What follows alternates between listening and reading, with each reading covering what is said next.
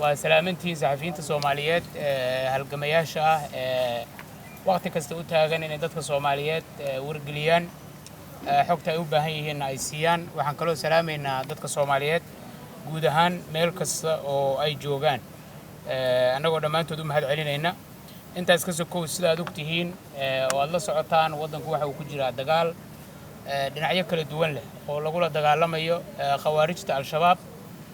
كاسو أندوني إنه إن ددوينها الصوماليات هدي إلهي ويراه سجوكته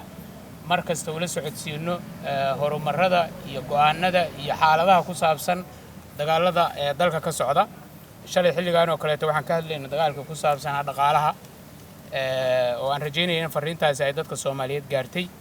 ما أنت وحن ربنا إن إذا لو ذاقنا وربحين كوسابسن هالقلوا وين وكردنا خوارج الشباب oo ku saabsan furinta dagaalka tooska ah oo dhacay maalmihii la soo dhaafay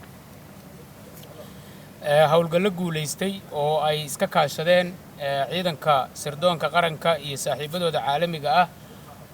oo taageera ayaa lagu laayay horjoogayaal iyo maleeshiyaad ka tirsan khawaarijta al-shabaab waxaa sidoo kale la burburiyay gaadiid u siday saanad ciidan iyo walxaq qarxa oo aad u tiro badnaa oo ay doonayeen inay dadka Soomaaliyeed ku laayaan hawlgalladaas oo dhacay 48 saac ee la soo dhaafay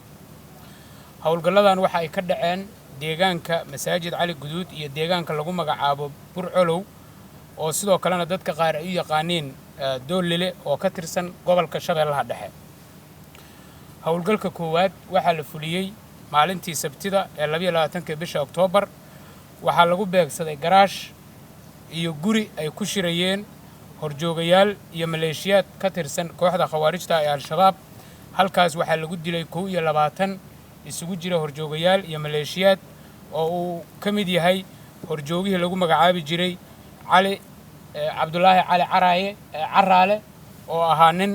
shaydaani ah oo dadka Soomaaliyeed dib weyn maaragtay ku hayay hawlgalka labaad waxa uu dhacay 23 bisha oo ku beegneed maalintii shalay ahayd 3 iyo barkii galabnimo waxaana laga fuliyay hawlgalkaasna waaxiga magaalada masaajid cali guduud goob si gaar ah bartilmaameed ugu ahayd hay'adda niisa oo muddo maaragtay ay ku daba jirtay halkaas waxa lagu haleelay maleeshiyaadkii lagu raajoogay waxaana lagu dilay 11 maleeshiyaad ah waxa la dhaawacay in ka badan 30 goobta ay ku sugnaayeenna waa la burburiyay oo hawlgalkaasi sida loogu talagalay ayuu ku dhamaaday hawlgalka saddexaad isla markaana ahaa midka ugu xoogganaa ee dhaawaca ugu weyn iyo jabka ugu weyn lagu gaarsiiyay khawaarijta al-shabaab waxa uu dhacay xalay abaaro 9:40 daqiiqo markii ay ahayd mar kale waxa isla weerarkaas lagu celiyay markii ay ahayd 10:25 daqiiqo waxa mar kale lagu celiyay 10:43 daqiiqo waxa sidoo kale mar kale uu dhacay hawlgalkaasi xalay 12 AM saqda dhexe waxaana uu ka dhacay hawlgalkaas deegaan u jira 10 kiiloomitir masaajid cali guduud oo lagu magacaabo doolile ama loo yaqaano burcolow kaas oo dhanka galbeed ka xiga magaalada masaajid cali guduud waxa goobtaas weerarka ku sugnaa oo isku diyaarinayay kooxda ay khawaarijtu ku magacaabaan jabhadda oo u diyaar garoobaysa weerar ay ku qaadaan ciidamada xoogga dalka Soomaaliyeed iyo ciidanka deegaanka ee mujaahidiinta ah ee maleeshiyada kooxda argagixisada ah ee al-shabaab halka maaragtay kula dagaalamayay kooxda halka joogtay waxa hogaaminaya horjooga lagu magacaabo Muscab Cabdulla Sanay iyo horjoogayaal kale oo ka tirsan kooxda khawaarijta ah ee al-shabaab weerarada xala dhacay midka koowaad ee aan hadda idin sheegay midka koowaad waxa lagu beegsaday gaari weyn oo nuuciisu uu yahay BG oo ay saarayd saanad ciidan iyo rasaas oo kooxda argagixisada ah ee khawaarijta al-shabaab ay doonayeen inay dagaalka u isticmaalaan halkaas ayaa lagu gubay gaarigaas iyo wixii saaraa weerarka labaad oo daqiiqada kadib isla goobtaas ka dhacay waxa lagu beegsaday gaari kale oo isna nuuciisu ahaa BG oo ay saarayeen walxaq qarxa oo tankoodu aad u weynaa qaraxaas oo burburiyay dhul gaaraya 1 kiiloomitir oo isku wareeg ah wuxuuna qaraxaas laayay oo ku dhamaaday maleeshiyaadkii iyo horjoogayaashii goobtaas joogay ee dagaalka isku diyaarinayay inta la aqoonsaday meydadkooda waa 9 ka tirsan horjoogayaasha iyo maleeshiyaadka oo halkaas ku dhintay laakiin intooda badan ma aanay suurtagelin in la aqoonsado maadaama jirkoodu googo'ay wajiyadoodana ay gubteen oo ay adkayd in la aqoonsado weerarka afraad waxaa lagu beegsaday oo ah mid ka dhacay xalay saqdi dhexe 12kii maleeshiyadii intii ka badbaaday labadaas weerar oo hore oo iyagoo is aruursanaya oo jooga meel aan ka fogeyn goobtaas mar kale halkaas iyagana muxuu ahaa tallaabo looga qaaday dawladda Soomaaliyeed waxay aaminsan tahay in tirada dhimashada khawaarijta ee weerarada aan kor idinku sheegay ay kor u dhaafayso 100 welina ma jira tiro koob rasmi ah maadaama meydadkooda iyaga laftigooda ay qaar weli ururinayaan qaarna dadka socotada iyo dadka dhulka ku nool ay ku arkayaan dhulka hawdka ah iyo meelaha ay hawlgalladu ka dhaceen waxaana saaka deegaanka lagu magacaabo Alkawthar oo u dhow magaalada Aadan Yabaal ay geeyeen 33 ka mid ah meydadkoodii khawaarijtii iyo horjoogayaasha halkaas looga laayay hawlgalladan waxaa suurtageliyay qorshe isku dubaridan oo ay hogaaminaysay hay'adda nabad sugidda iyo sirdoonka qaranka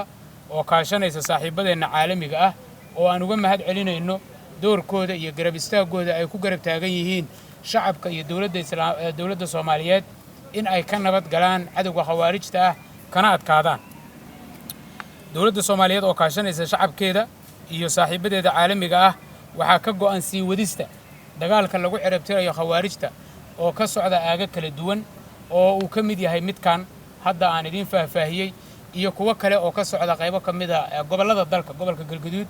iyo gobolka Hiiraan iyo qaybo ka mid ah gobolka Shabeellaha Hoose iyo meelo kale oo ka tirsan isla gobolka Shabeellaha Dhexe waxaan rabnaa halkan inaan fariin uga dirno dhalinyarada Soomaaliyeed ee argagixisadu ay mareen habaabiyeen ee aan ku dhiman ama aan ku dhaawacmin hawlgallada socda waxaan leenahay kuwa dhintay ee khawaarijta ah fursadii ay shalay ku toobad keeni kareen maanta ma haystaan fursadii ay ku soo baxsan kareen oo shalay haysteen maanta ma haystaan kuwiina haysta fursadda aad ku toobad keeni kartaan ha ku dhimanina safka shaydaaniga ah ee khawaarijnimada ee ahlunaarnimada ee ka soo baxa naftiina ha waxyeeleynina ee ka soo hara idinku ma tihiin kuwa dembiyada galay ee waaweyn ee loo socda ka soo wareega hortooda meesha ay saaxiibadiin mareen inaad martaan iyo inaad naftiina iyo aakhiradiina badbaadsataan labada ayaad kala dooranaysaan daqiiqad kasta oo idin soo martana waa waqti idin dhaafay oo aan idinku soo noqonayn sidaas daraadeed waxaan markasta xusuusinaynaa dhiiggiina iyo dhimashadiina ahmiyad nooma aha noloshiina iyo nabadqabkiina ayaa ahmiyad noo ah ka soo hara kuwa u taagan inay idinka idin dilaan iyo inay waalidkiin dilaan dadkiina u soo noqda waxa idinka khaldamay ayaa laydiin toosinayaa akhlaaqda ayaa laydiin hagaajinayaa kadibna dadkiina ayaa dib ula midoobaysaan sida kuwa idinka horreeyay oo kaleeto ay sameeyeen aad iyo aad ayaad u mahadsan tihiin asalaamu calaykum waraxmatullaahi wabarakaatu runtii hadda waa aniga kuu sheegay hawlgalladan 3 qaybood bay ka kooban yihiin dawladda Soomaaliyeed ayaa hogaaminaysa dawladdu waxay taageero ka helaysaa shacbiga Soomaaliyeed oo maanta u istaagay in ay iska dulqaadaan 15 sanadood oo addoonsi foolxun oo sharafkooda iyo diinkooda iyo jiritaankooda waxyeelay diiday oo maanta ka istaagay waxa kaloo runtii dawladdu gacan weyn oo ay ka mahad celinaysaa ay ka helaysaa beesha caalamka oo aanan doonayn inaan faahfaahiyo sidaas daraadeed saaxiibo caalami ah ayaana garab taagan waana u mahad celinaynaa dagaalkana qayb ayay ka yihiin dadka Soomaaliyeed iyo dawladdoodana hormuud ayay ka yihiin